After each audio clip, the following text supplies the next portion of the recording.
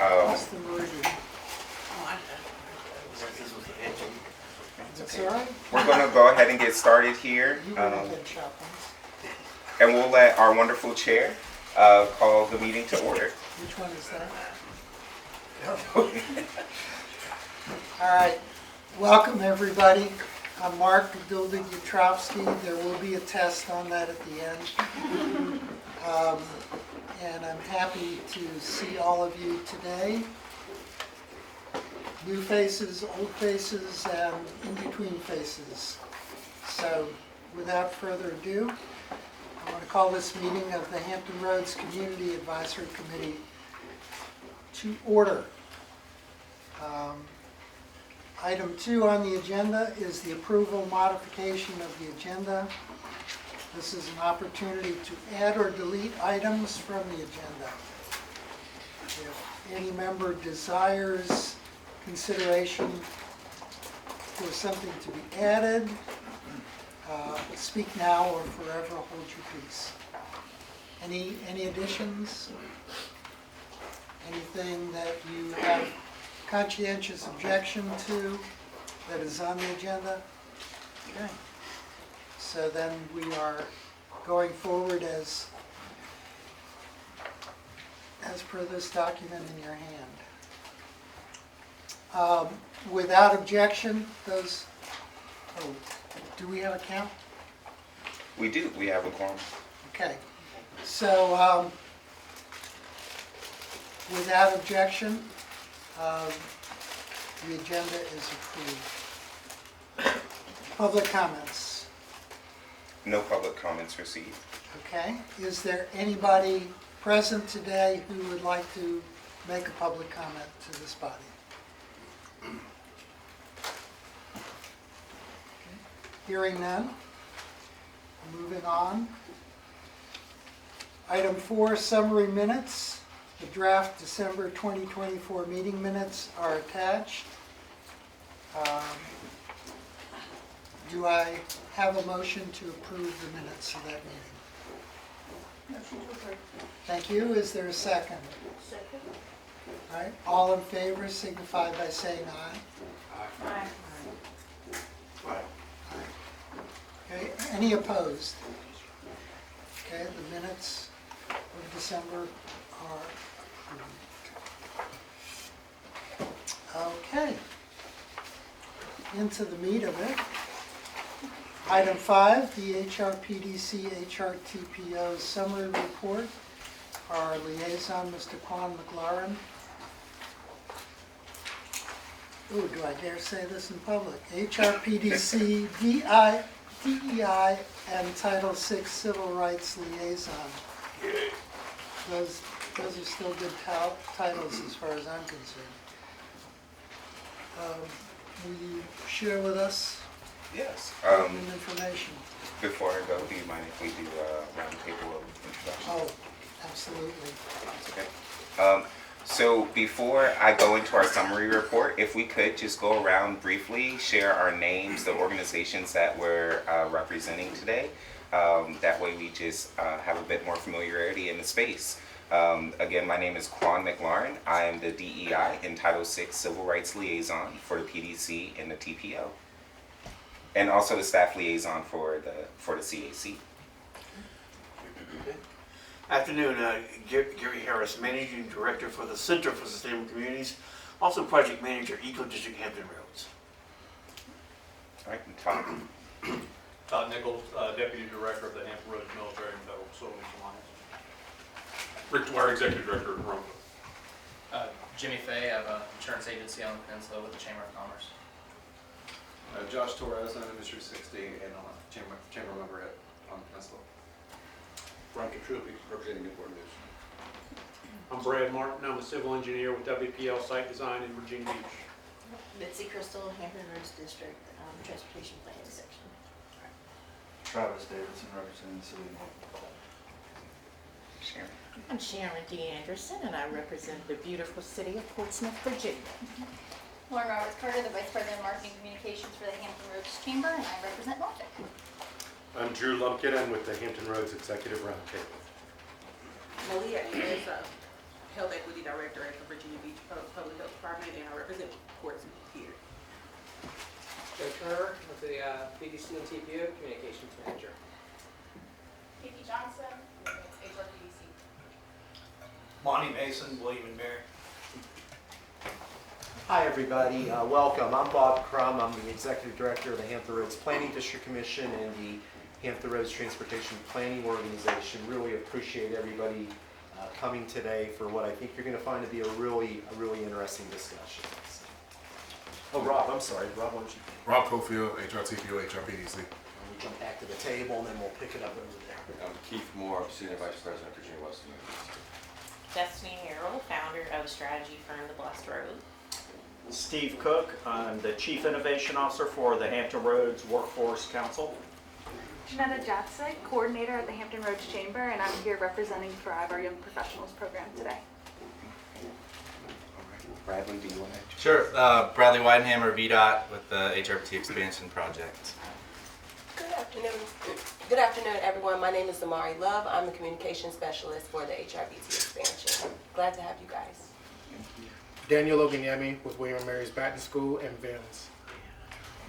Eric Wahlberg, I'm Manager for Planning and Economics at Hampton Roads Planning District Commission. Kami Castleberry with Christopher Newport University. Thank you. And I am Mark Gilby-Bukowski. It's been my pleasure to be the chair of this organization for several years. And I am part of the Portsmouth delegation. Thank y'all so much. So in front of you, you'll see two different documents. Well, you'll see a couple, but the ones I'll be referring to here are going to be our PDC and TPO summary report here in my left hand. And then you have the Executive Director's report from the January board meetings for the HRPDC and for the HRTPO. I did want to point out a couple items on here. I won't go over every single thing. But if you look at the executive report or executive director report, you'll see our last CAC meeting from the Norfolk International Airport. Many of you were there. We had a phenomenal meeting where Mr. Mark Perryman, President and CEO of Norfolk International Airport, provided us with updates about what's going on there, but also something key to keep in mind as a community advisory committee is that the largest land parcels available for development are adjacent to the airport, and Mr. Mark Perryman is looking for community input related to best use for those facilities for that land that is to be redeveloped. If you're familiar with driving into the Norfolk Airport, there is like a blue heron metallic metal statue, yeah, that is there, and that's part of that land. So they're doing away with one of their runways, and so that land is available now for redevelopment. Part of it, again, is in Virginia Beach, part of it is in Norfolk. That's another example of why coming together in this space is so important, because we want to make sure that we have community input opportunities when when items like this arise. I also want to make sure that you see that there are two public notices out right now on the PDC and TPO summary report. They're both related to the TPO, and it's related to what's called a TIP amendment or Transportation Improvement Program. That means that funding related to current transportation projects, and then our work program has an amendment that will be up for approval at the HRTPO board meeting this month. As you look over the different items that are included in there, you'll see that we've been doing a lot of work in some different areas.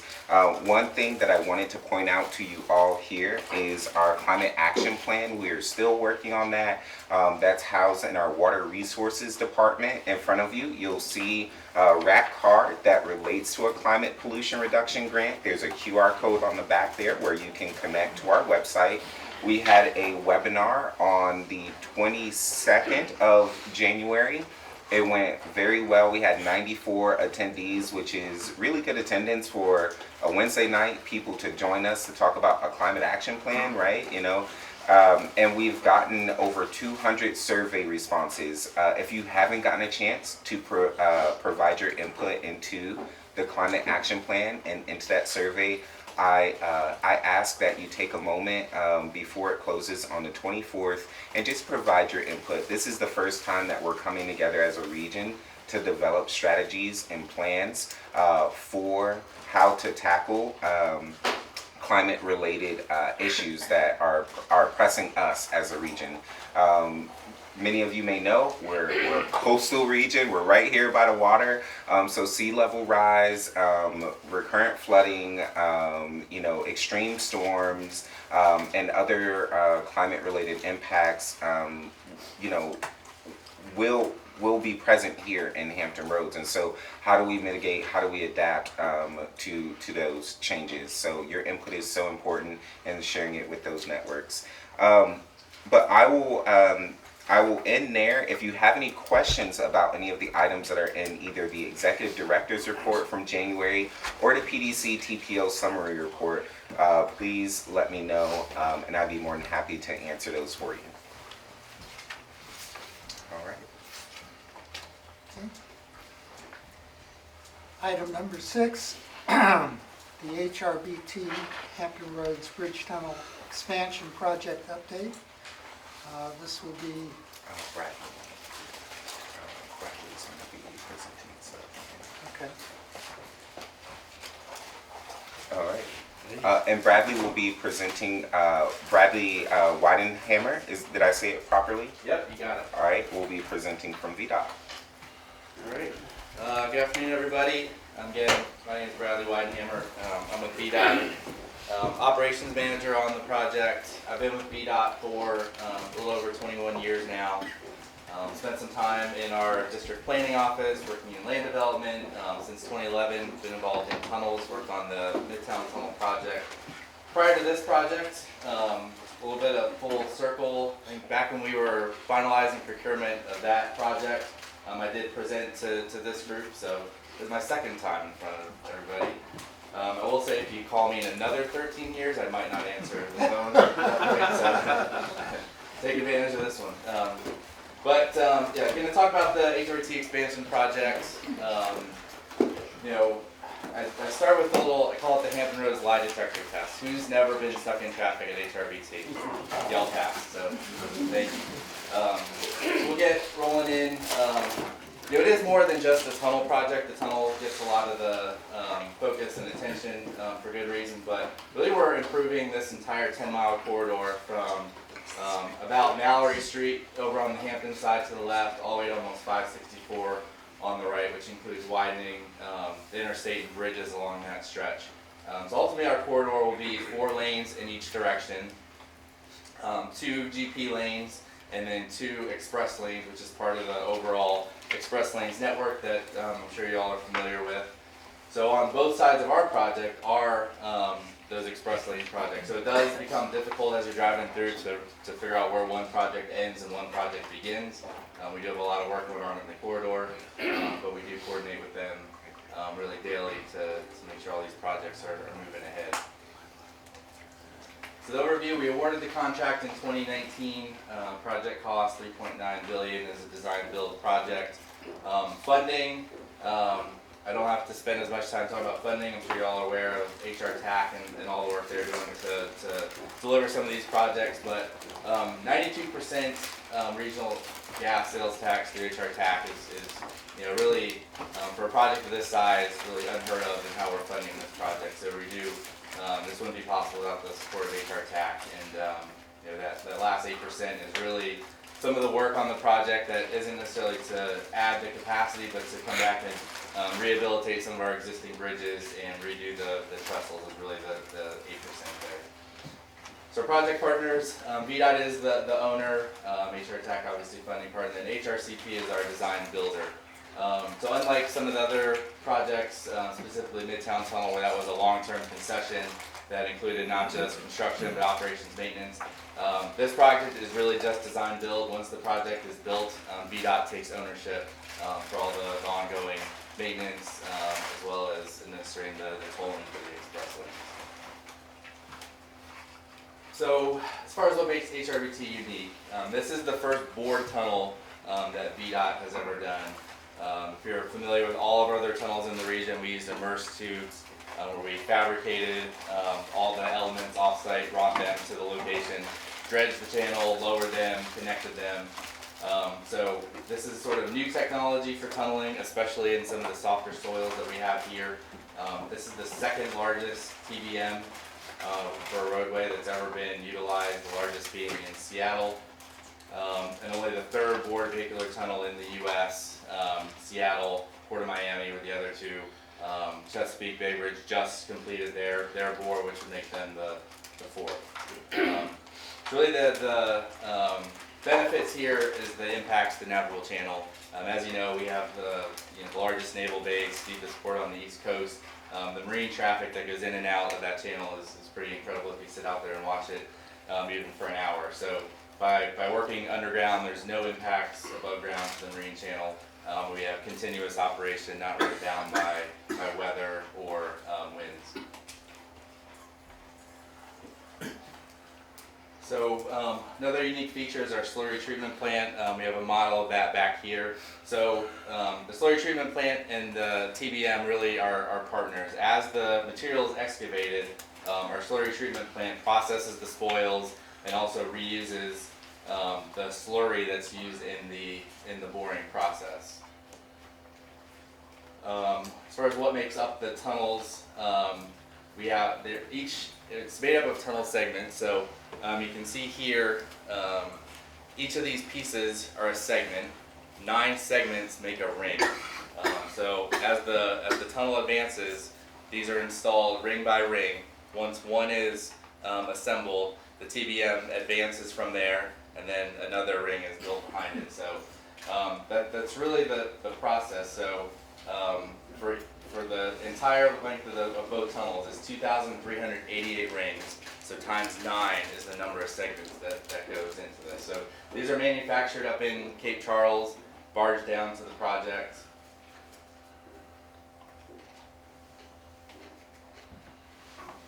This gives a little demonstration of the slurry. So slurry is really just a mixture of water and bentonite, which is a clay-like material. So the purpose of delivering it to the face of the machine is some of that slurry infiltrates the front, the unexcavated material to kind of create a stable area for the machine to bore through. And then once it does excavate that material, it liquefies it so it can be pumped back up to the surface. The slurry treatment plant separates the solids, puts them in that pile you see there. Those materials are barged off-site. And then it also recycles the slurry that's remaining so it can be reused back in the process. So it really is a continuous cycle of boring, treating, and recycling materials up top. Where does the barge material go? Right now it all goes upland to the Dominion facility in Chesapeake. There you can see the segments were delivered down into the pit, and they're delivered up to the face of the machine where they're installed. Is the barge material recycled in any way? Nope. It goes to landfill. So it is considered part of the environmental permitting contaminated materials because it does have the bentonite. Even though bentonite is a natural material, it's not the native material. So there are options to take it, dispose of it in the ocean, but none of those were permitted. So that's our permitted disposal. So this shows a little bit more of the TBM and that infiltration zone up ahead of it. Again, that slurry helps that infiltration zone so that it can we can excavate around it. There's compressed air that's delivered to the face of the machine that stabilizes the area of excavation. And then again, the excavated material is mixed with that slurry to get liquefied and pumped back to the other end. You can kind of see in our model here the slurry lines that deliver and take out the materials. How deep is this? And any chance of it collapsing? No. Excuse me. So it varies in depth. It's over 100 feet at its deepest, and really the shield keeps it from collapsing, and the compressed air keeps it from collapsing on itself. I'm gonna grab the water. Excuse me, I have tickles. Thank you.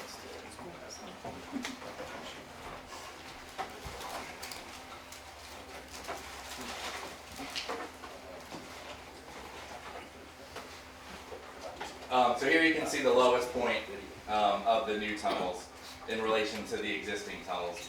So really the depth isn't so much driven by the depth of the channel, but the machine does want to dive down to more compressive soil, so that's really what's driving the greater depth of the new tunnels. It wants to get deep so it can drive in the better soils.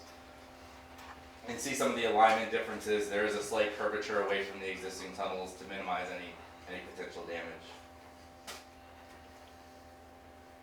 As far as the interior of the tunnel, a couple of key features here. You can see on the left side there, the new tunnels will have an egress corridor in the event of any type of emergency in the tunnel.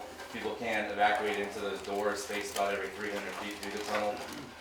Also, you can see, the circle shape isn't an ideal shape for a roadway envelope. So really, that bottom third of the tunnel is filled in with ballast to bring it up to roadway grade. The tunnels will have, 16.6 clearance, which is that top dotted line, but even above that, it'll have even more clearance to the top of the tunnel. Within that top area are jet fans for ventilation, but it will be more open and taller than the existing tunnels.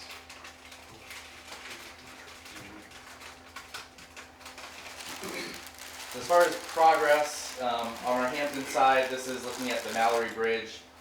We've already built the first half of the new Mallory Bridge, and we're rebuilding the second half. On the right there, you can see the new Dominion switchgear that will be used to power the new tunnels. The marine trestles on our north trestle, you may have seen driving through here this big blue thing. That's our beam launcher. If you can see on the left there, we're building that bridge between the two existing bridges, eastbound and westbound. So we're really constrained with getting materials, especially beams, in there. So this beam launcher allows us to load a beam from the back, and it'll stretch it out, extend it, put it in place, and move over. So it allows us to build the bridge from the back and forward rather than from the sides with temporary trestles as we typically would for a tunnel. So that's one unique way we work through that constraint. The eastbound trestle on the right there, we did open that to traffic last year. You can see we built as much as we could without the existing bridge getting in the way there. So with shifting that traffic onto the new bridge, we're able to start to demolish the existing bridges and complete that connection there. Our North Island, this is on the Hampton side. You can see Fort Monroe there in the background in the picture. So one of the first things we had to do on the project is expand the North Island. We more than doubled the size of the existing North Island to be able to receive the TBM.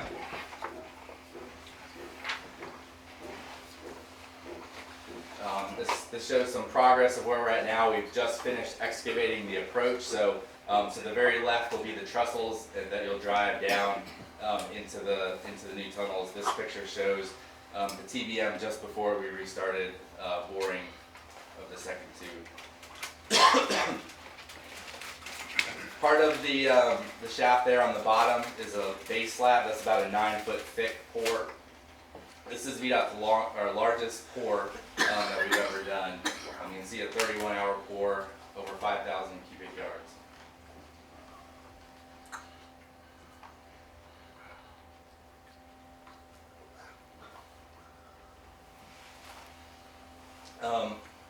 Excuse me, on to our South Island. This is really our home base for operations for boring. The bottom left there, you can see the slurry treatment plant. We've gotten good, as you can see from this room, of using every space available that we have on the island for operations. At the bottom is the quay where we load in the segments. And really, again, this is our home base of operations. So all the boring, even as we return from left to right, all those slurry pipes and power come back through the first tunnel. So by the time we return the TBM and break out on the South Island, really those trailing utilities will make almost a 3-mile round trip. Really that's governed by just the limit of reestablishing these things on the North Island and space available on the North Island. So we did launch from here, so we're further along in progress on the South Island. We're starting to build some of the walls in between the two lanes and some of the roof. So above this will be the tunnel support buildings that have a lot of our electrical switchgear.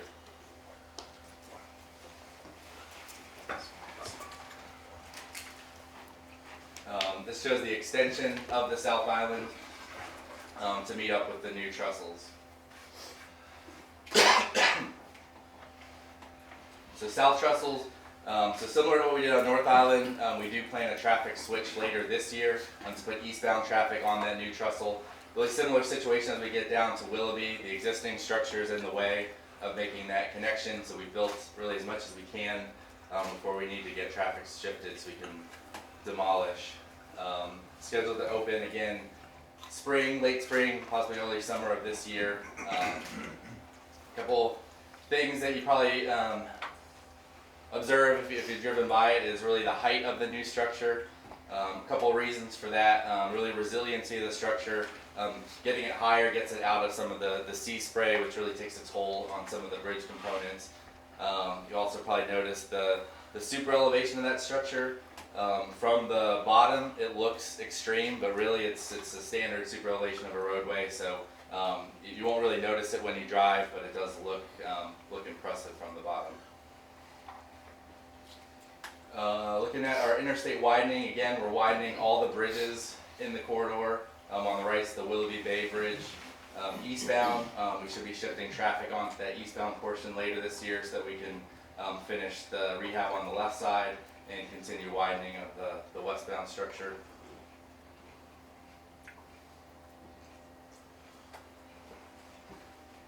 So in addition to widening all the bridges in the corridor, we're also rehabilitating the bridges. So moving on to the tunnel work. So we started mining the first tunnel back in 2003.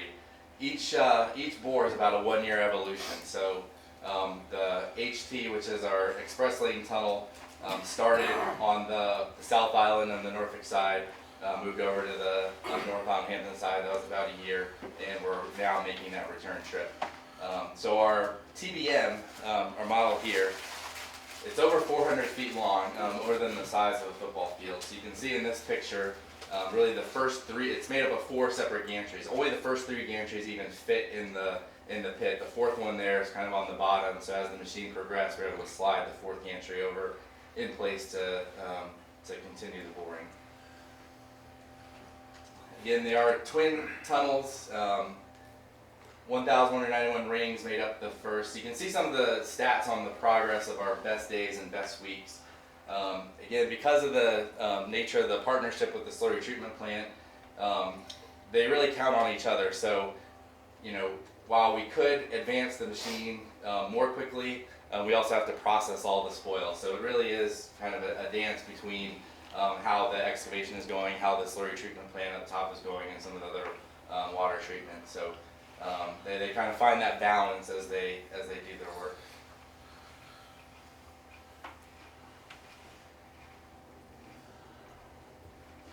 Alright, so not sure if anyone's seen this video before.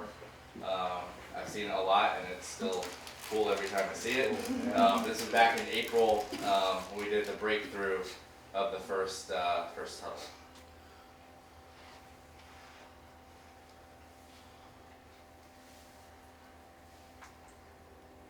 We talked about that slurry that's continuously being pumped up to the face. So that's the first thing you see coming out here is that slurry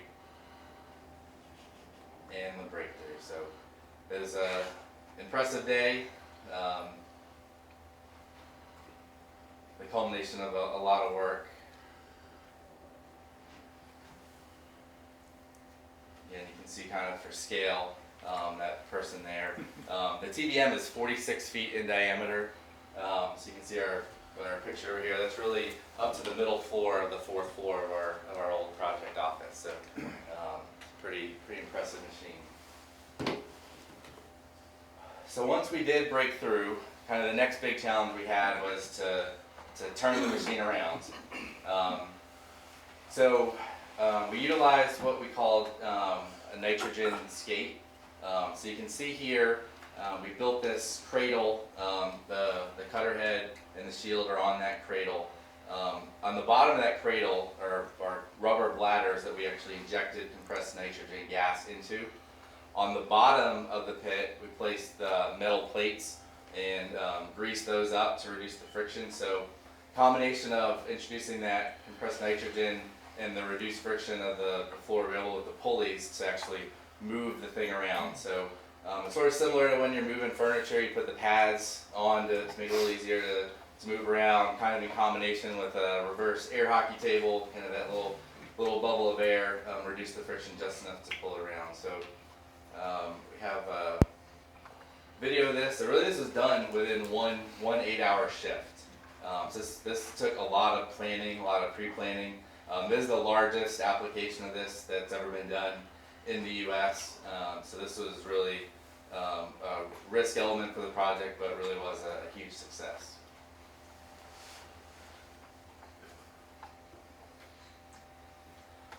So we relaunched back in October. We're about 20% of the way already through the second bore. 143 rings. That was mid last month. We're over the 200 ring mark now as we move back east. Again, you can see we weren't able to fit the entire machine to start that bore, but we're now moving along.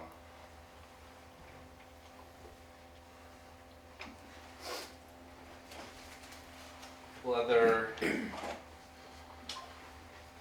stats. So with any state project, we do have the DV SWAM goals.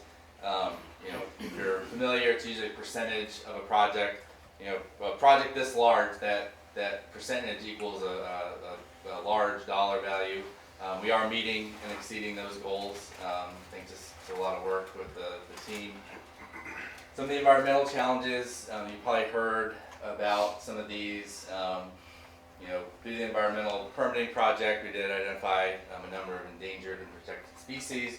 Probably our most popular would be the colonial nesting birds, a group of gulls and terns that are protected. So they show up to the South Island every year in large numbers. I mean, thousands. If you're out there during bird season, there were thousands of birds. It was amazing. So those islands were really only built in the 50s, but they found that spot to come to, and they come back every year. Really no natural predators out there. So it was a good spot for them, but not a great spot for construction. Because they are protected, any nests, eggs would have to be cordoned off and would stop work. So working with some of our partners, we did find an alternative just next door at Fort Wool. We cleared out some of that area. We also placed some barges out there filled with sand that the birds have found, and they were helped to find that area by our dogs, who you can see on the bottom. So there are border collies that patrol the islands during bird season to deter any birds from landing, making nests. So they're out there a bunch of months of the year. They've kind of become our unofficial mascot. We see them wandering around there. They wear the cool goggles just to keep the dust and construction stuff out of their eyes. So really that's been a huge success. There's been just a handful of spots where they found, kind of in corners and behind buildings that haven't impacted the project. But for that being, one of the high-risk things on the project, it really, we've almost completely mitigated that. There on the top, you can see the alternative locations. I know the Army Corps is working on a more permanent solution after the project to create a new habitat for those birds. But again, that's one of our big success stories on the project. A couple artifacts that we found in the process of construction. So as we were digging the large pits on the island, we did encounter a couple cannonballs that date back to the Civil War. So really, because those islands are built with dredged material, those were probably placed there in the 50s as we dredged to construct the islands. We just happened to find them, so they're probably their second resting place when we found them. But each time we do come across things like that, we do work with the Unexploded Ordnance Group from the military.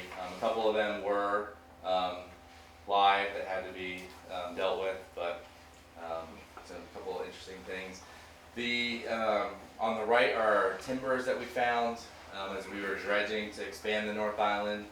So William and Mary did, their archaeological team did a full study on this. It was a pretty interesting report if you are interested.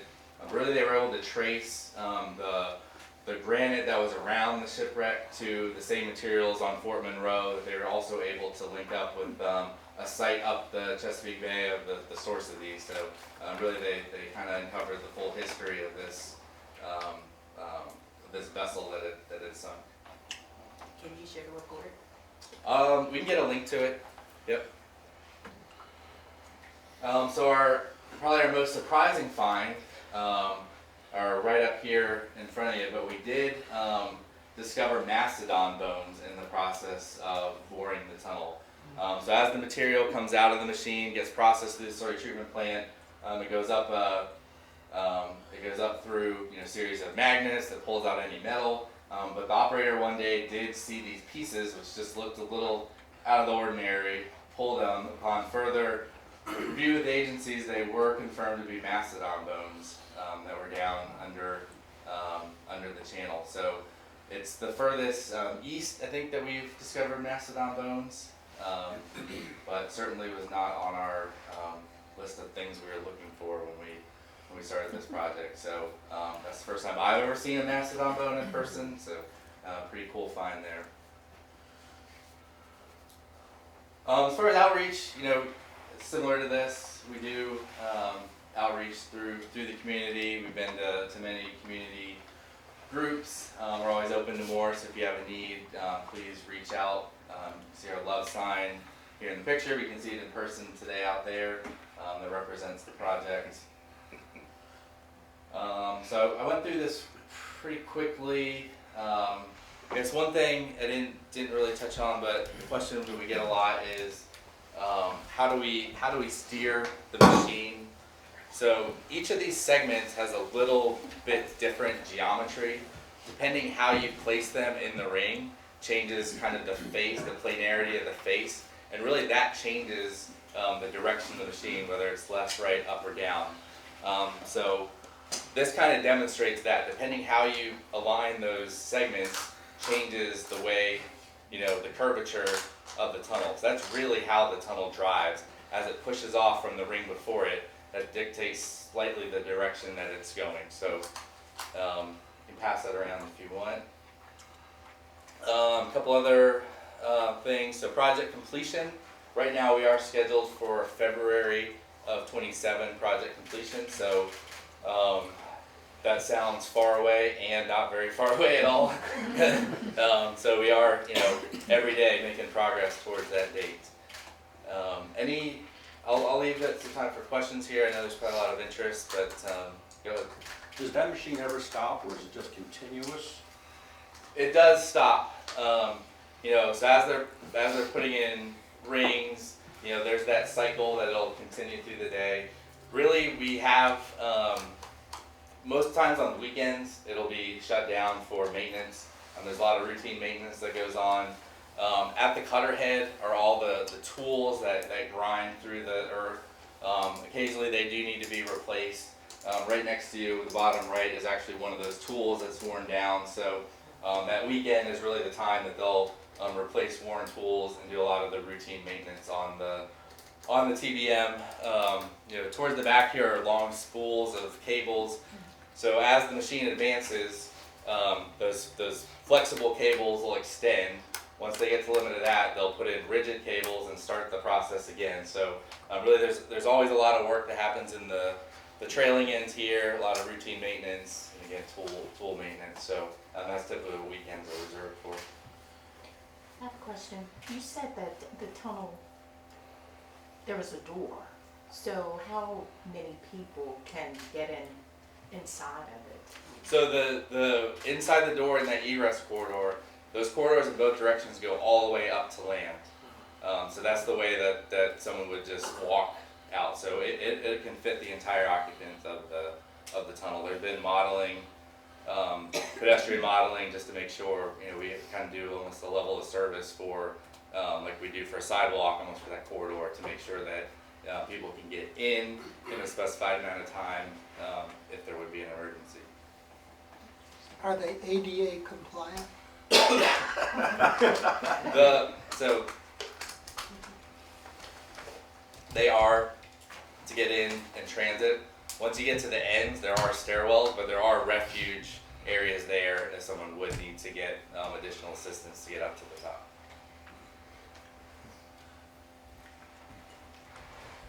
Yeah, talk to us about some of the innovations that had to take place along the way. Some of the stuff you had to invent or change or modify in order to make this work. And then the second question is, who's Mary and who's Catherine? So Mary is our TBM, and you can see her history over here. So Mary Jackson, named after the NASA engineer, main character in the movie Hidden Figures, if you've seen that movie. So we actually had a contest with some of the local schools to name the TBM. TBMs typically have a female name for mining. The patron saint of mining is female, so it's traditional around the world that our TBMs have female names. So they came up with that. Mary Jackson's real life partner was Catherine, so that's the namesake of our slurry treatment plant.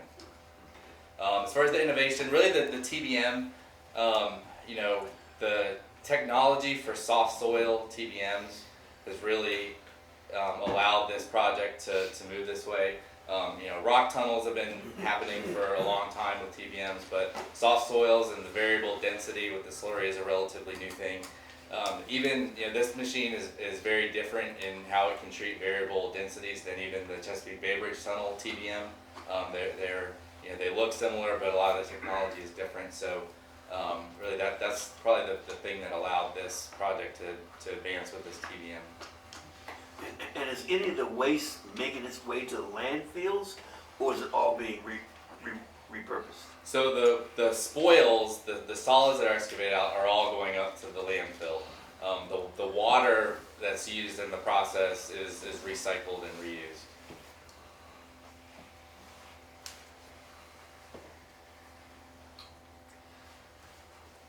So does this go back to Germany when it's done?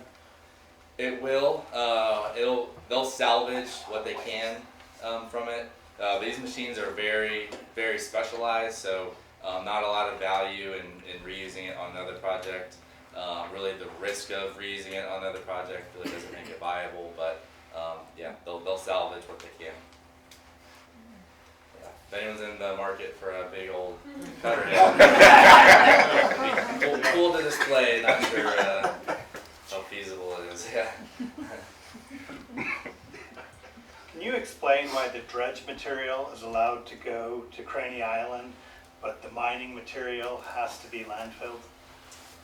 I think it deals with the Corps who oversees that. So dredging is typically to enhance the marine traffic, but the excavated material doesn't support deepening of the channel. So I think really the Corps has the final say in where those materials go and especially what's allowed to go to Craney Island. I think they're very specific in what they allow to go to Craney Island. Could you talk, you know, Nikki's going to be talking about economics forecasts in a few minutes. From an economic impact, right, we all understand that infrastructure investment is not only good for the facilities, but also the jobs it creates. Can you talk a little bit about job creation on this project? Do you have some numbers you could share? Yeah, I probably don't have specific numbers, but I know it's over 1,000 in the number of people employed on the project at various levels, from craft all the way up to construction management to design. The design is done by a joint venture of Mott McDonald and HDR, so that's a whole team there just on the engineering side. But really on the craft side, it is almost a literal army of people to make this happen. Inside the machine, at any given time, there's about 20 people working the machine through all 3 shifts of the day. Up top, you got the people tying the rebar, doing all the earthwork you see out here. Electrical, it's really every trade is in demand on this project. There's stats, but a large percentage of the people on the project are from Virginia. There's a number that we've brought in from outside, but the majority are jobs from people from Virginia. Has the inflation and the cost of materials affected the price substantially that we've just seen in the last couple of years? It has. So I know there was one adjustment to the project that accounted for certain commodities and inflation that's happened there. Really, it is a fixed cost project.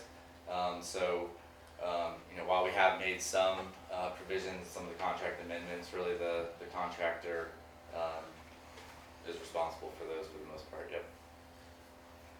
Yeah, so this project started in 2019, pre-COVID, so that was a transition they had to deal with, even with workforce and moving through that. So every project has its challenges. We've navigated through COVID, through material prices, those types of challenges, which really impact all the projects around here.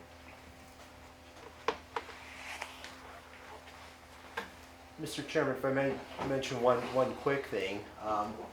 So our friend from William & Mary standing next to me, Monty Mason, in a previous life, of course, was a senator for the Virginia General Assembly, and then Senator Mason will remember when a really important decision was made back in 2013, right, Monty, when an extra set of taxes were approved by the Virginia General Assembly, an extra gas tax and an extra sales and use tax that is funding this project now and many other interstate highway projects in Hampton Roads. And Senator Mason, back in the day, that was not an easy lift, was it? That was a pretty aggressive step forward for this region. But as you mentioned, construction started in 2019. But Monty, this goes back how many years? The conversations about where do we find the money, and it really is a great story of local governments working with state governments and working with our VDOT partners to get this done. So it really is a story that's a best practice across the country. We have a whole wall dedicated to it. A lot of negotiation around the cost change during COVID. Gas prices skyrocketed. What is like 25% of the steel in the country is tied up in this project. So a lot of stainless steel. Everything in the tunnel is stainless. A lot of the construction workers in the area would like to thank you for raising their rates, because it's so hard to find somebody to swing a hammer now. Yeah, even within the projects, like I mentioned, we have the projects on either side. There's a lot of competition for labor right now. Talk to us about some of the co-benefits. We know we're always going to create jobs and put money in people's pockets, but this is a big project, and we got folks over in Portsmouth and Suffolk. How are they impacted by this work? What are some of those benefits? Yeah, so really obviously we're going to completion of the project, but I think having that travel time reliability when this project is done, that travel across the water right now, I'm sure if you have an appointment on the other side, even though it's 20 minutes away, how early do you leave? Half a day. Yeah. Personally, I would probably leave an hour early for a 20-minute trip. So really that travel time reliability, getting goods out of the area, I know is critical. So I think we'll see those benefits as this project And it, And I don't mean to be light about that, but being in a Virginia Beach firm, if we take a job on the other side of the bridge tunnel, we do have to program literally a half to 3/4 of a day if we need to make a site visit. Yep. Yeah, and even with the express lane network now, I mean, that just gives one more choice for, you know, a reliable trip through the tunnel. and then, sorry, go ahead. No, so that might be a good time to build on Bob's previous point. And you see 92% of the money that goes into this project came from us, from here. But you've seen recently that there's also a percentage tax that we're discussing in the General Assembly about continuing to add on to what we're able to do. And so, you know, I'd ask you to study that because, you know, every elected official will take it in the teeth, if you track my demise, for supporting these taxes that go to increasing our efficiency and our ability to, so right now, what is it, a quarter? 3/10 of a penny is being discussed. Senate Transportation, I'll be testifying virtually this afternoon. Yep. Now, the idea is the monies that have been approved for HR TAP per the Code of Virginia in 2013 require those monies to be used for interstate projects, highways, roads, bridges that provide maximum congestion relief. We're doing a pretty good job of fixing our interstate network, but you all know more local roads that have problems. Hampton Boulevard, Independence Boulevard, Brad. Laskin. Right, Laskin Road, Route 17. People talk about the Williams Farm. We've got the fourth largest logistics park in the country going in out in Suffolk at 460 and 58. We need transportation improvements there. So the conversation is there an opportunity to use the same approach and create some additional funds for those more local roads? Now, I will tell you that the bill as it stands, it came out of the House and crossed over to the Senate, but the bill as it stands, they stripped out the 3/10 of a penny tax increase. So right now, the bill just creates the fund, and then you come back later and figure out how to fund it. But as Senator Mason will tell you, it takes a while with these journeys, but it is a starting point. Mr. Chair, may I ask a quick question? So Steve Harrison, he's like, why are you calling on me, Bob, right? But you heard Steve talk about being on the Hampton Roads Workforce Council. Cook, I'm sorry. Jeez, I'm sorry. Too many Steves in my life. Steve, could you talk a little bit about when this project's done in 2 years? Obviously, we have the offshore wind industry. Are any of these jobs and people that have been attracted here to build this project, are they candidates to stay here and participate in that offshore wind industry? I think there will be a good number of them that will be. I mean, part of all of the maritime projects that we're involved in deal with this type of construction, the HRBT improvements, offshore wind, you know, all the logistics and everything else going with shipbuilding and ship repair.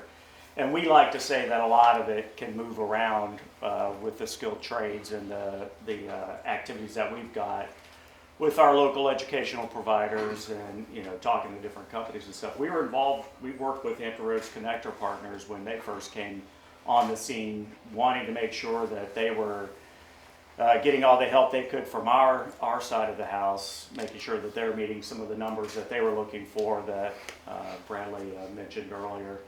But yeah, I mean, we all kind of correlate, you know, it's one big happy, I don't know if it's a happy family. To your point, I know that we definitely need more construction folks in the region, but you know, when this is done, that might help with some of those issues.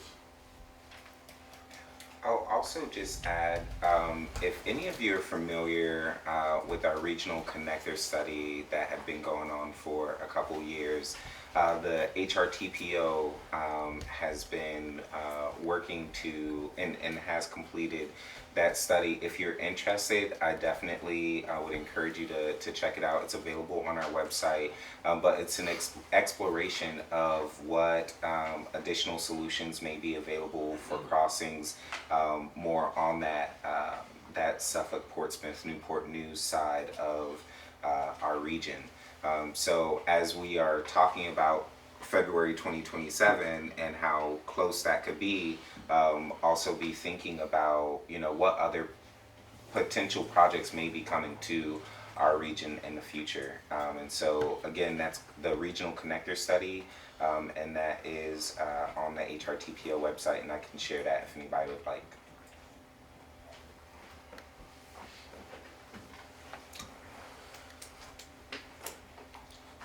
Thank you. Thank you very much. Thank you. Thank you.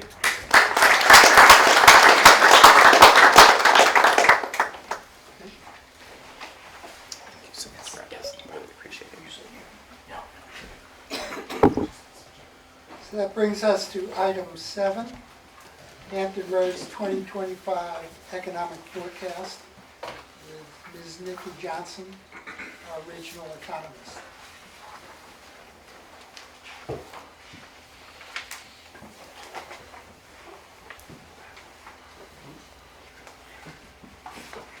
So you know Steve's never gonna leave me live that down, right?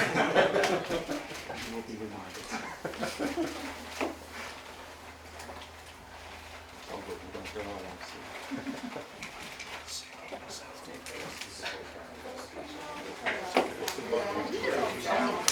Oh, there it is. Oh, it's right in my face. My grandma says, if it's a snake, it would bit you.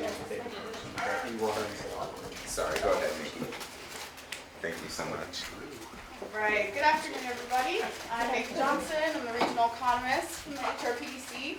Here today just to provide a brief overview of the latest trends in the economy over the last year, discuss prospects for future growth in 2025. Starting with the national economy, it continues to show incredible resilience. This cannot be understated. If you think back just to 2022, majority of economists were predicting a recession was looming. Yet you see inflation-adjusted GDP actually outpace the prior year's rate of growth. We have seen a slowdown for 2024, slightly though. And if you look at that dashed line, that's the average rate of growth in the decade prior to the pandemic. So even though it's a slight decrease, we're still well above that average and still above 2019 levels as well. So what this is signaling is more of a normalization to pre-pandemic trends rather than any type of sign of a downturn. We also know that inflation moderated significantly over the last few years. In the summer of 2022, prices at the peak were up 9% almost year over year. And then we made significant improvements. By the end of 2023, we're already near 3% inflation rate, but we have seen a slowdown. We have seen that stall over the last year. And then the latest numbers that came out yesterday for January, which you see here, we saw for the second straight month an increase in inflation. A lot of that was driven though by food and energy prices. Grocery prices though are up about 1.9% year over year. As I'm sure everybody know, egg prices have really boomed. I think 15% just in the last month, 50% year over year. It's pretty crazy. We know that the bird flu is going to continue to cause issues with that. The light blue line that you see there, that's core inflation. So that excludes the more volatile food and energy prices. So that's been relatively flat. But the Fed's goal is a 2% target. So we kind of stalled above that 2% rate, which is why you're hearing the Fed signal a higher for longer interest rate environment. So retail sales, despite this sticky inflation, we have seen that at the national level at least, wages have outpaced inflation for the last 18 months or so. And what that means is it's helped to boost consumer spending, which has been the main driver of both the national and regional economy over the last few years. The latest data for 2024, we see a slight increase for the previous year, which is welcome. It's showing that even though inflation remains somewhat sticky, we're still able to bounce back, still well above those 2019 levels as well. Jobs have moderated significantly. This is the national level data. You can see we did see a boost for the January numbers that came out last week. About 237,000 jobs were added, well above the average monthly job gains for 2019. That dip that you see in 2024, that is due in part to the ports and hurricanes, a lot of weather events that really caused a slowdown. But overall, more signaling a moderation to pre-pandemic trends rather than any type of downturn. We see a very similar trend in the region. This is civilian jobs here. The region recovered all the jobs that it lost during the pandemic by early 2023. Now we have seen a slight slowdown in growth, but if you look at the annual average number of jobs for 2024, that rate of growth from the prior year is well over the pre-pandemic levels. So we're still seeing strong growth overall. Now, Hampton Roads, usually our job growth tends to fall behind the region, or behind the nation. That was true in the decade prior to the pandemic. That was in part due to the federal budget sequestration in 2013 that slowed the recovery in Hampton Roads from the Great Recession. We had a slower recovery relative to other areas because we were more affected by that. As you see here, in the initial aftermath of the pandemic, the recovery in jobs was also slower than the nation. However, over the past year, we have seen job growth decelerate faster nationally than it has in the region. So you can see that light blue line kind of jump up since mid-2023.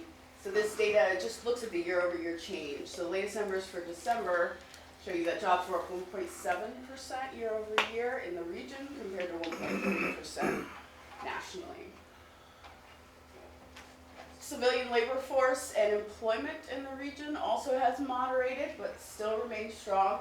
So you can see we recovered all of our civilian labor force and employment levels also by early 2023. We have seen a slower growth over the last year. However, if you compare annual growth in 2024, we're still above those pre-pandemic levels.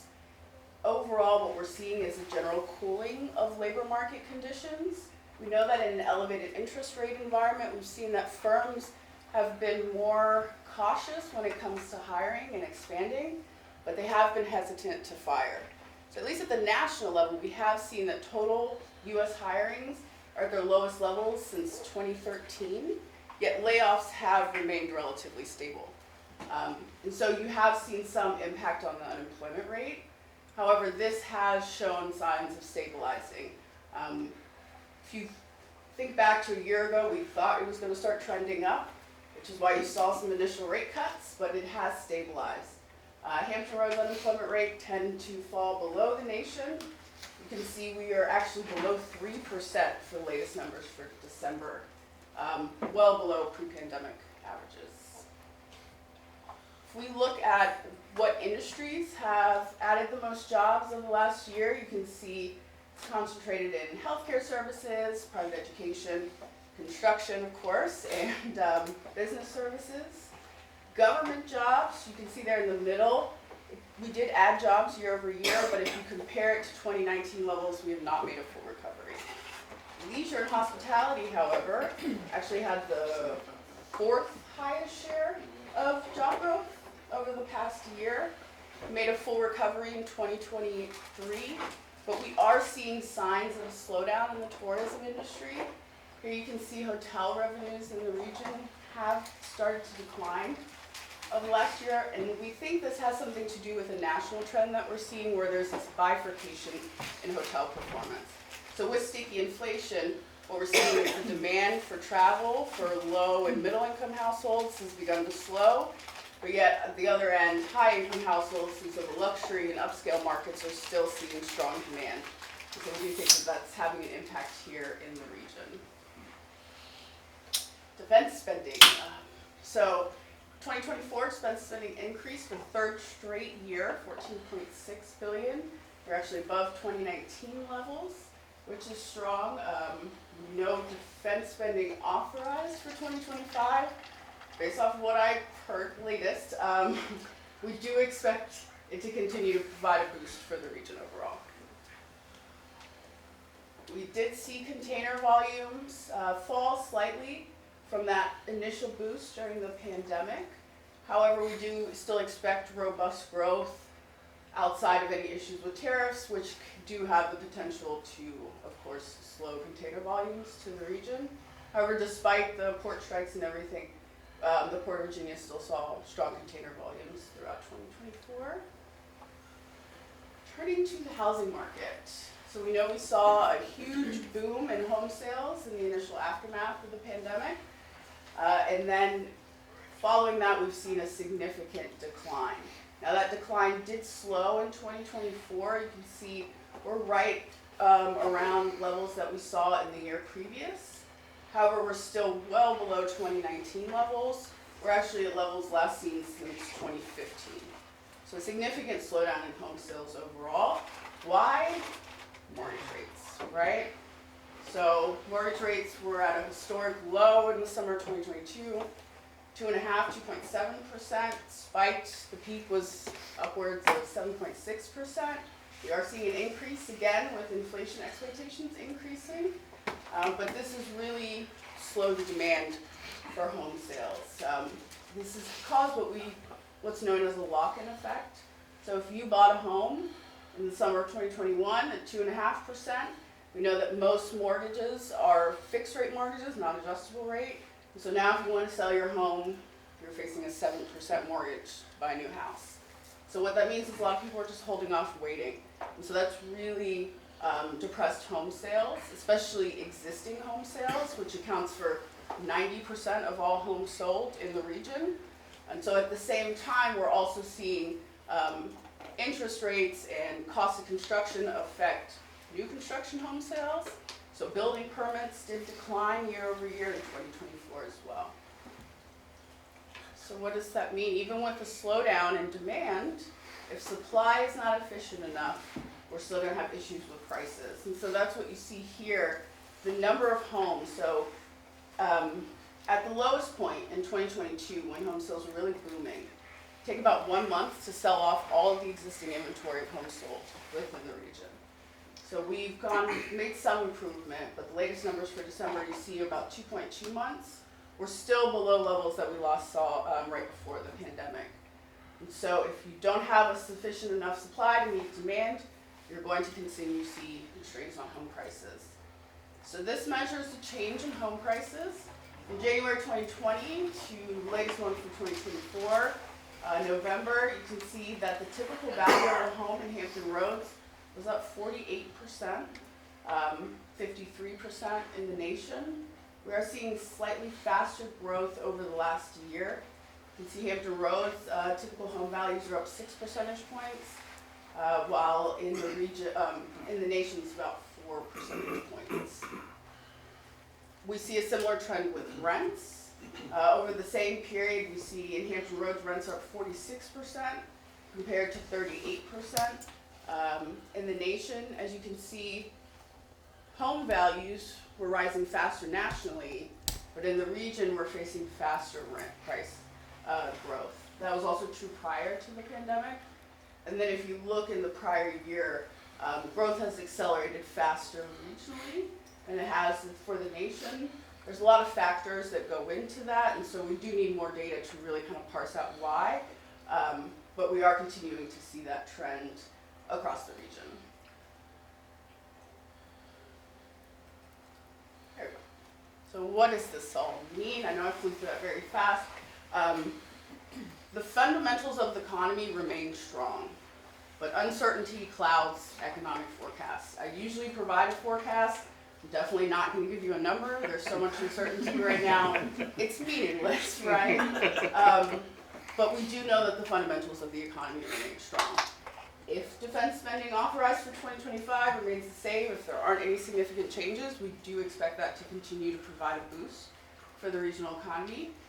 As I said earlier, with inflation stalled above that target and with labor markets stabilizing, the Fed chair said just last week he sees no reason with current conditions to institute more rate cuts at the moment, so we are facing that higher for longer interest rate environment. And that also is going to continue to constrain new home construction as well.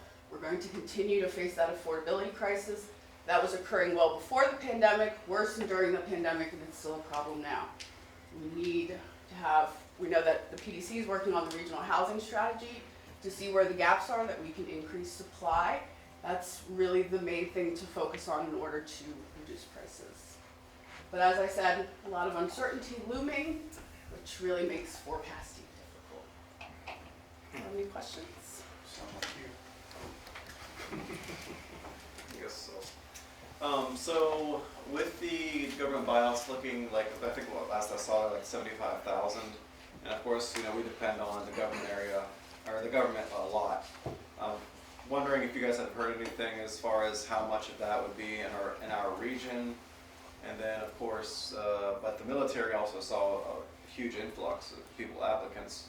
So I'm not sure, like, maybe it'll offset each other, or like, I have no idea, like, who's leaving the government when, you know, what area is it, LBC, or is it? Yeah. So I'll first say the 75,000, it is important to remember that number is actually lower than the normal exits that we see on an annual basis. So it still represents a very small portion of the federal workforce. But obviously, if we do have a significant push to reduce federal civilian workforce, it is going to have an outside impact here in the region, likely, just because we have a higher share of federal workers. How military will affect that is a little bit harder to say. Defense personnel numbers remain relatively stable over time, so I don't expect a big boost in military personnel for the region, but I don't know how to expect anything right now, so maybe things will change. Maybe there will be a huge recruiting effort and we'll get more personnel here, but we have seen they're looking to make cuts across the government, so how that will affect different parts of military and VA personnel and everything else here is still a question. If I may on that, so we have, you know, the 75,000 number is 3% of the total federal civilian workforce.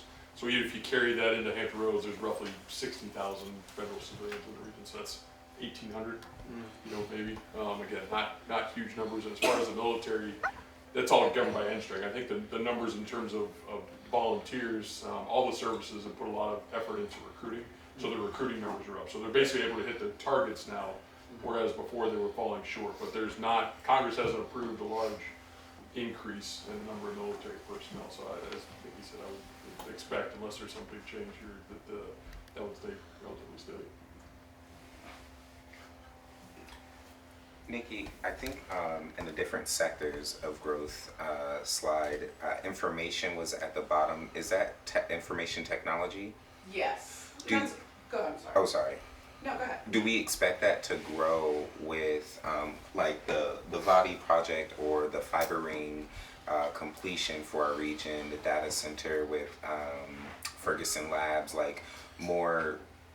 Would we expect to see more tech jobs in our region with that? Overall, yes, but the information sector is a weird one. It's a relatively small share of our total jobs. And then when you think of things like the Body Project, certain jobs or occupations can fall into other industries. So it's hard to really parse that out. But of course, definitely those type of projects are going to have a positive impact, whether it's in the information sector or not. Greg, do you have any? Sorry, I'm missing that. So will it be market forces or policy interventions that's going to correct some of this stuff, particularly around housing and supply? Yes.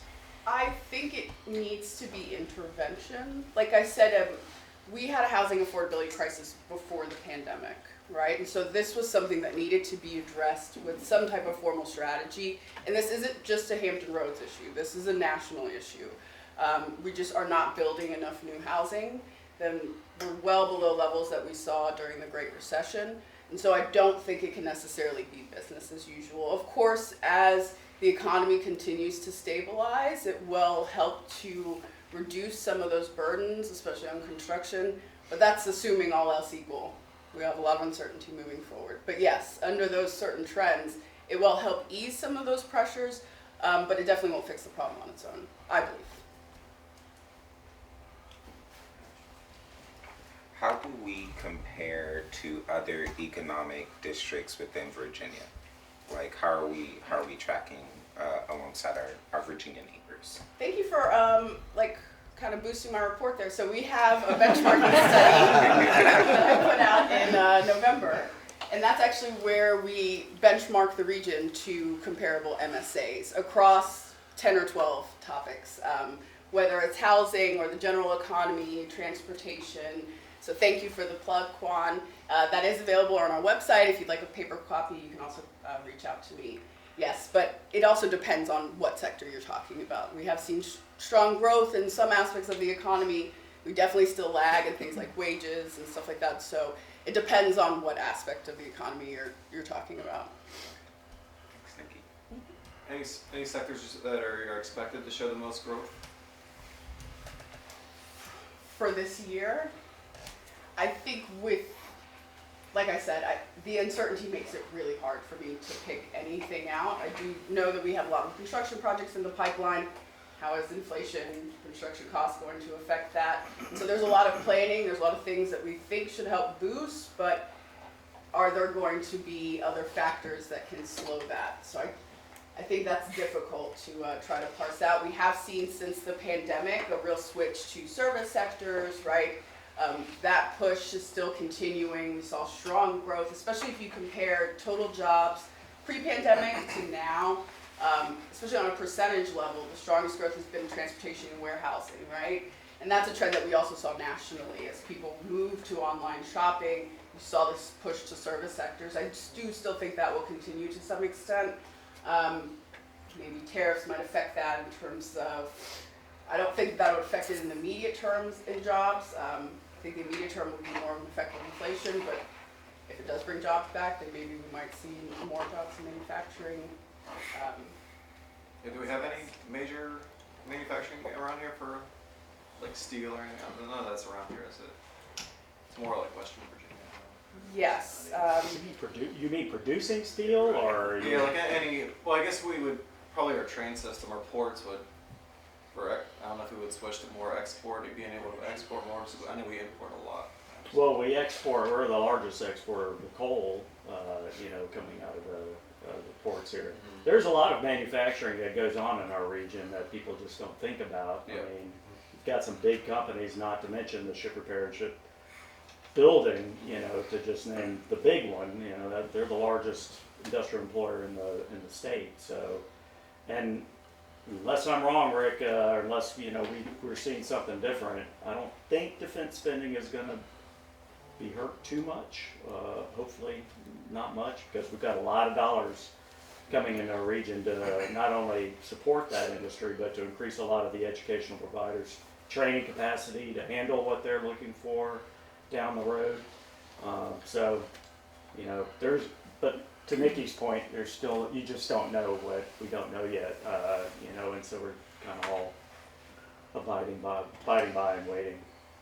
Shipbuilding is a great example, though, and Rick, tell me if I'm wrong, but based off of what we saw in the previous administration, National Defense Authorization, the National Defense Industrial Strategy really wants to boost shipbuilding industry, not just as a sector in itself, but really as a strategy for national security purposes. And so I do think that would continue. That's probably one of the few that I don't expect significant cuts. So that is a strong sector moving forward. Yeah, there's no sign of slowdown in the appetite for aircraft carriers, especially submarines, right? We're building 1.2 a year right now, and they're trying to get and they're trying to get to 3. So Newport News Shipbuilding, especially, and the same thing with the ship repair industry here in the region. There's no projected slowdown of that. It's only maybe he's trying to grow the fleet, so those will still be in great demand. Quickly,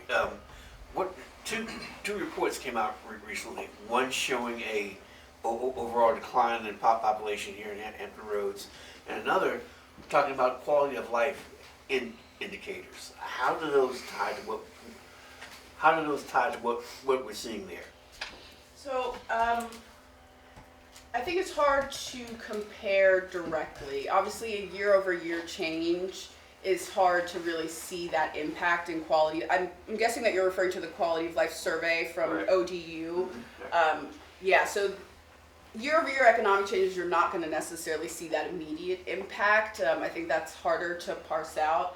But of course, population trends, we did add population for the latest numbers, 2023, I believe, and then in Virginia, I know, saw growth for the first time. We saw positive domestic migration, I believe, which is a huge deal. Virginia saw growth, but we as a region in Northern Virginia were the two regions losing growth. But Virginia, if you had 5,000 net new people coming in last year. Is that based off the Cooper Center numbers that were released? Cooper Center went up over 10,000 from 2023 to 2024. And that's with the adjustment for Norfolk? Yeah. Okay, I just want to make sure we're talking about the same numbers because they can differ sometimes. So yes, we have seen positive growth. I'm not sure how domestic migration factored into that change in the region, but I know we did see positive domestic migration, a boost now for the state. And so that. If I can just touch on that for a second. So the U.S. has not seen replacement birth rates since 1970. That's the last time that we had 2.1 births per woman, and that's a replacement birth rate for a country like the U.S. So all of our growth really comes from immigration. If you stop immigration, the country will not grow. That's where we are right now. So the population that we do get across the nation, but also in Hampton Roads, is dependent on immigration. Yes. That is a very important fact to think about when we talk about long-term trends and where that growth is coming. And that's something that I think regions are facing. If you're not gaining population from just the natural change, births minus deaths, you're either competing for other regions for domestic or you're looking for international migration. And so especially if that slows, then we're going to see even more issue in terms of gaining population over time. Yeah, I guess the other one would be changing the nuclear family, the way that having more kids, because that has decreased a lot. So globally, every nation, every culture, every socioeconomic status, you name it, all the birth rates are coming down across the nation. Last year you saw, 2023, you saw India replace China as the most populous country in the world. China's population is expected to decrease to 600 million by 2100. Countries in Europe are losing population. We're seeing several states lose population. So right now what we have across metropolitan areas, not just in the nation, but globally, is competition for workforce. Because population growth has slowed so much that people are really competing now, and then that goes back to quality of life. If you want to attract people, quality of life is important. Do we have anything in the area for the AI sector? Or is that the AI sector? Or is that more, or is that more of like a Western? I don't think, I'm not aware of anything here in the region. There might be something that I'm not aware of. I didn't know if Jefferson Labs got involved with that at all. I know that they have their new supercomputer on that, but I just didn't know if they were able. I'm not sure if there's been any other. They were looking at any of that or not. But I can look into it. I can get back to you. Juju, you want to say something about supercomputers? I'm looking at one of the guys right there. And my old boss work together, but I think we have we're putting a letter to the congressional delegation now. I think we have a lot of the AI and digital infrastructure here. One of the things you're going to see with this administration is sort of a pump up in AI and digital infrastructure. But our Virginia incentive models and our site readiness, we're just far lagging behind. So to sort of the point you were making, Arizona, Ohio, Texas are really seeing the lion's share of that investment right now. And we just don't have the sites to be ready for it. But we have the digital infrastructure with like what Bob's working with, where we could be leaders in this, especially with the transatlantic cable, the HPDF, the fiber ring. We could lead on this. But So Ms. Johnson, I oops, did you have the? I'm sorry, Mr. Chairman. Could I, if I may, real quick.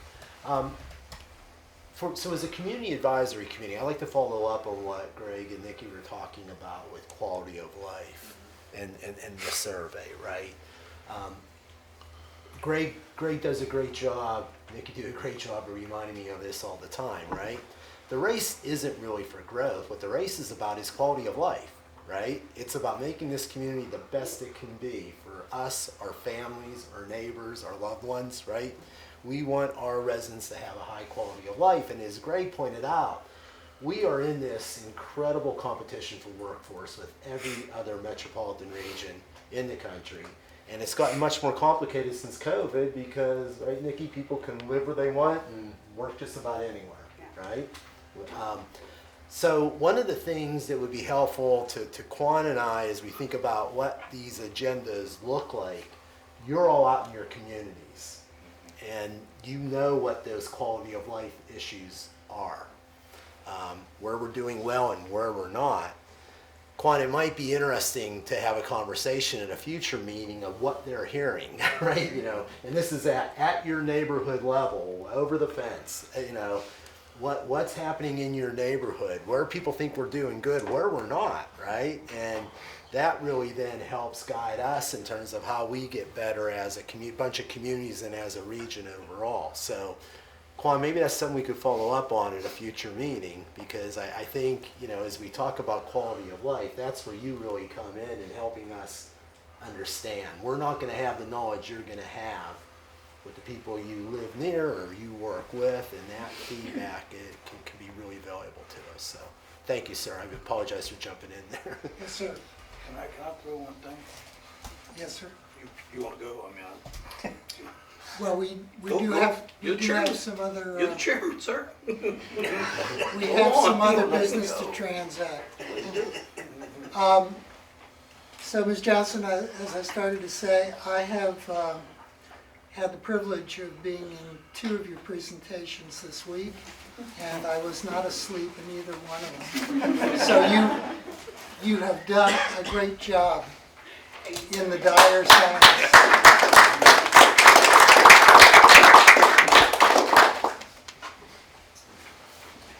Okay, moving on to item 8, selection of officers. Will you Yes, I'm actually going to tag team curate this. this? Yes, I'm going to tag team this with Bob Crum, our executive director. I will say, before we begin, I just want to take a moment and thank you, Mark. You have given the CAC just years of your time, your investment, your energy, and really supported to grow this group to where it is now. We've been working and talking about creating a space where you all, community advisory committee members, can come and help us to create that bi-directional nature of communication. And I just want you to know that as we move into this next chapter or you know, next area of the CAC, and you know, we go into selection of officers, we owe you a deep gratitude, and we are very thankful for you and everything that you have provided us. And as a token of our appreciation from the PDC and the TPO to you, I would like to present you with this. This is a gavel that'll have your name on it and the CAC, and then also our dual logo, the PDC and TPO. Seriously, Mark, thank you so much. I know that it is not easy to drive to these meetings, you know, every other month, give your time. It's at least half a day just in time spent for each day of these meetings. That doesn't include planning, preparation, networking, and everything else that goes in that isn't always discussed. So thank you, Mark, seriously. Thank you so much.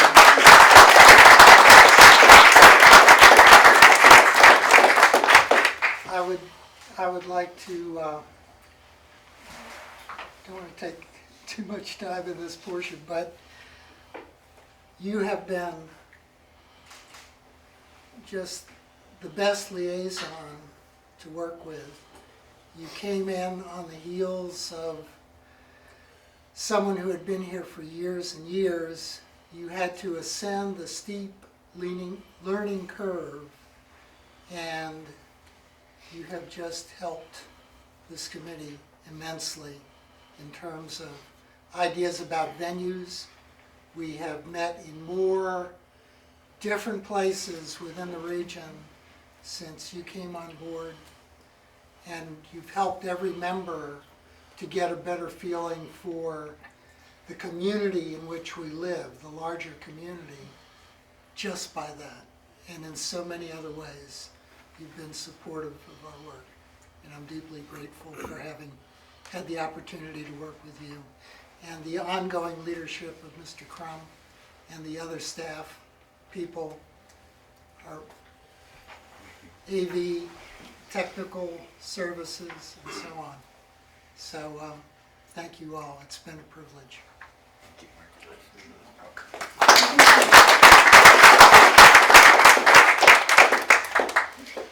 So with the selection of officers, we've been discussing as a lead up to this, interest and nominations. We have some members here who have really just dedicated a lot of time and effort to the committee. So at this point, I'll go ahead and I'll turn it over to you, Bob, if that's okay. Sure, You with can the assist chair's with that permission, process. what we will need to do, so there's been previous conversations that as a public body, we do need to go officially through the nomination and election process. So I'll just begin by opening the floor for nominations for we'll first do the chair position, and then after we appoint that person, we'll do the vice chair position. So I'll start with the chair position and open the floor for nominations for the chair of the Community Advisory Committee. Any nominations? Yes, ma'am. I'd like to nominate Lauren. Nomination for Lauren Carter for chair of the CAC. Any further nominations? Wait, Lauren Carter or Lauren Roberts? Lauren Roberts, I am bad. Need you on your game here. I'm telling you, Brad, I am, yes, He's I'm not sorry. wrong, though. Yeah, We changed it. That's my Steve apologies. Harrison. Yeah, I know. I'm having a bad day today. My apologies, Lauren and Steve. Any further nominations? If there's no further nominations, can I have a motion to close nominations? Move to close nominations. Second. And then there's a second. Okay, with that, all in favor of nominating Lauren as chair of the Community Advisory Committee, please indicate by saying aye. Aye. Any opposed? Congratulations. Thank you.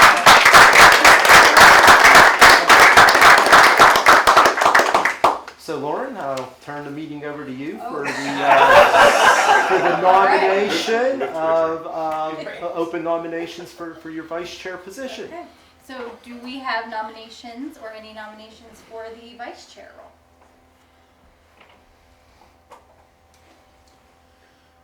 I would like to nominate Sharon Anderson. If you'll have it. Any other nominations?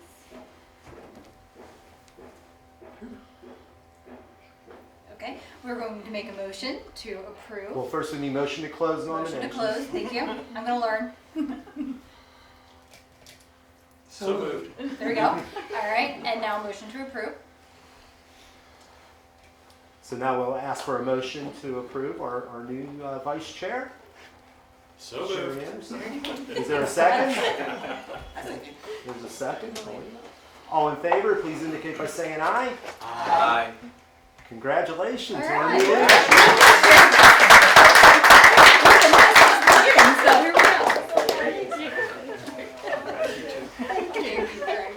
Okay, now officially, Lauren, I do have to turn the meeting over. All right, officially, we're going to, we just did number 9. No, we haven't done number 9, Con. Member selection subcommittee. All right. Thank you so much, Lauren. So in accordance with our amended bylaws approved in 2024, to assist us with acceptance of new CAC members, we are establishing a member selection subcommittee. And so if there are any CAC members who would like to be a part of that subcommittee, we're looking for any interest or anyone who would like to serve on that subcommittee. So I would like to volunteer until the expiration of my term. Absolutely. on the CAC. This is for selecting members? Or? For reviewing the applications and going through that process. I'll do that, yeah. I hope.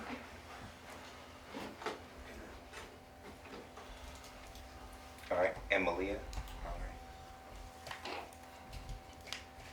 Quan, if I may, Drew would ask, is he a member? So what will happen now is we appreciate everybody who's expressed that interest, and Quan will work your nomination through the subcommittee and then onto our boards for approval. Okay? So it's just a couple steps we have to go through.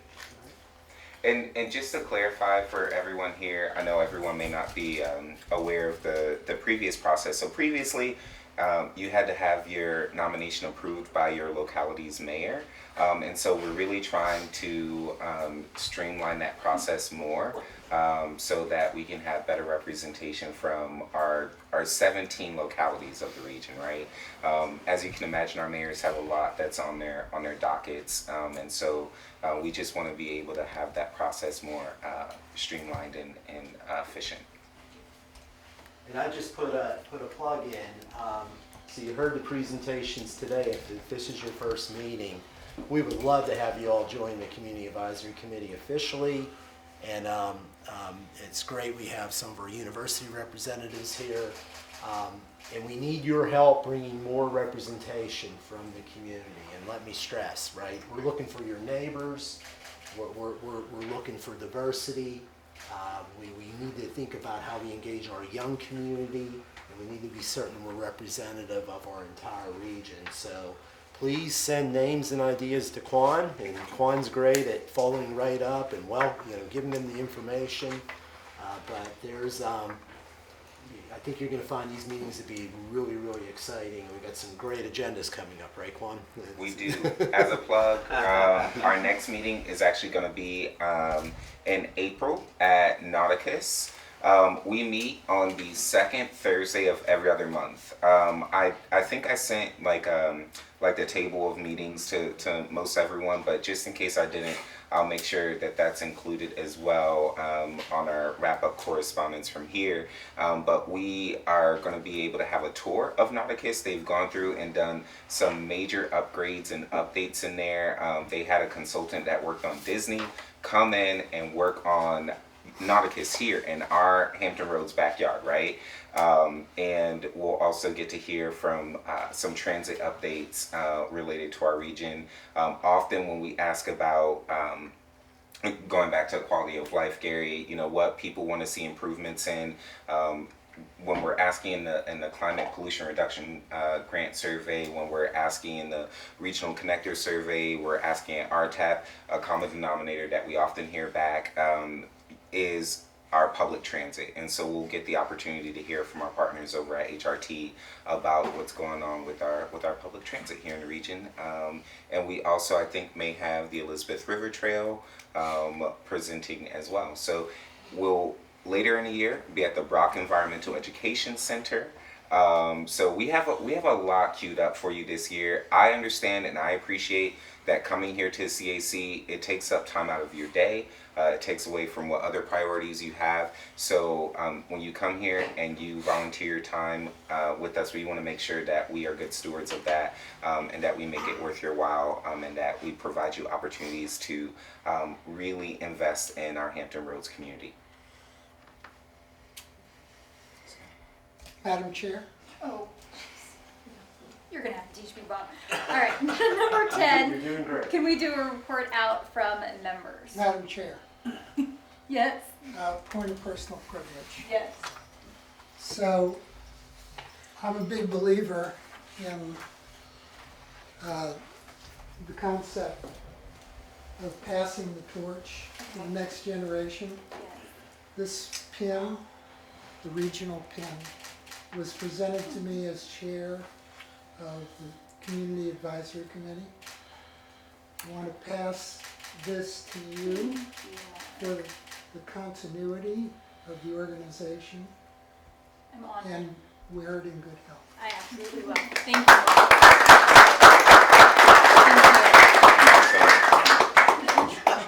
Nice Thank you. All right, Quan number 10, any report out from members?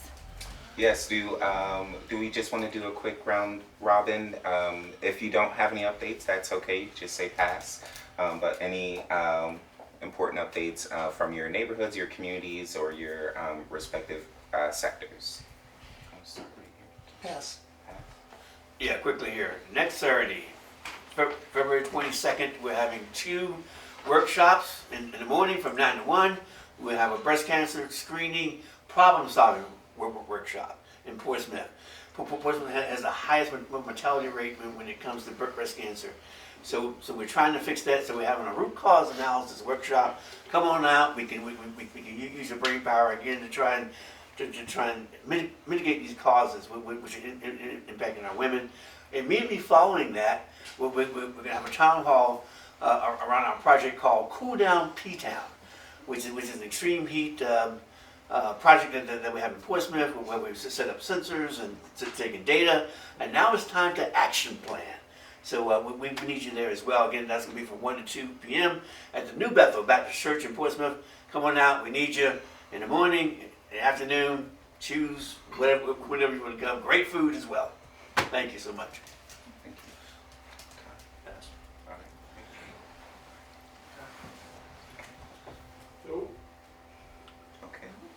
Sure, I'm the president of my community, Ebony Heights Civic League, and our next meeting is the 3rd Monday in March, March 17th at 7 p.m. So I would welcome Quan and anyone else who would like to come out to try and rally up support and get an interest in the CAC. The meeting is at 7 o'clock. It's at the New Community Temple Church on Taranac Road. I believe the address is 3615 Taranac Road, Bishop Thomas Way, Taranac Road. So I invite all that is interested to try to get more people interested in the CAC. Thank you, Sharon. You're welcome. I would be remiss if I did not put a plug in for the Hampton Roads Chamber's Leadership Exchange. We're headed to Austin, Texas. I mentioned that because a lot of what Nikki has talked about with quality of life and some of these affordability housing challenges that we're facing. The point of these leadership exchanges are for us to go to other cities with similar economies to ours. We're exploring Austin this year. Previous years we explored Charleston and Tampa. And the whole idea is to see what we can learn in those areas that we can bring back to Hampton Roads. So there's been many people in these rooms that have attended these, but please, open invitation. We would love to have you attend if that's something that interests you. Yeah. My name's Drew Lumpkin. Again, I'm with the Hampton Roads Executive Roundtable. Right now, we're working in conjunction with the Hampton Roads Chamber, HRBT, the Workforce Council to write a letter to our congressional delegation talking about the direction of the region and then ways in areas in which we believe we can work with this new presidential administration, things like defense spending, space spending, digital infrastructure, and then areas of concern and where we are concerned about some of the policies emanating out the White House and how those would affect the economy of Hampton Roads. So we are writing a letter that a lot of these regional organizations hopefully will sign on, and that we will then set up meetings with our congressional delegation to walk through all of those areas of optimism and the areas of concern. No updates. None. Let's see, I guess I'd only say, please consider the Hampton Roads Workforce Council as a resource for you all, to your respective communities, for your citizenships looking for jobs, your businesses that are looking for different resources to help hire, and some dollars that are available for funding for the upskilling and training of employees. Reach out to us, go to our website, theworkforcecouncil.org. There are a lot of resources available, and we'd like to get our teams out into the community more to make everybody know what's happening in our space because of that. No updates. Back here. Any updates? No? Okay. All right, Bob, did you have any updates? No, just thank you very much, everyone. Really appreciate you being here. Absolutely. Number 11 is the upcoming meeting schedule. You can see there on your document, and Tom kind of just went over all of those upcoming meetings. We hope to see you all there. And number 12, any old or new business that we need to cover? Okay. I apologize if I just sent everybody an invite to the April 10th meeting. I think I would take 2021 in my phone. I deleted it. And with that, we will adjourn this meeting. You just try to make me feel better, Brad.